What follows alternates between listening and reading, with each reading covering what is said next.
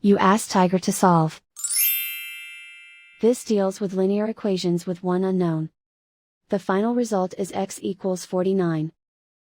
Let's solve it step by step. Group all constants on the right side of the equation. Subtract 72 from both sides. Group like terms. Simplify the arithmetic.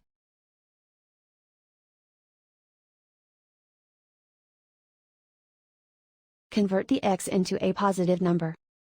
Multiply both sides by -1.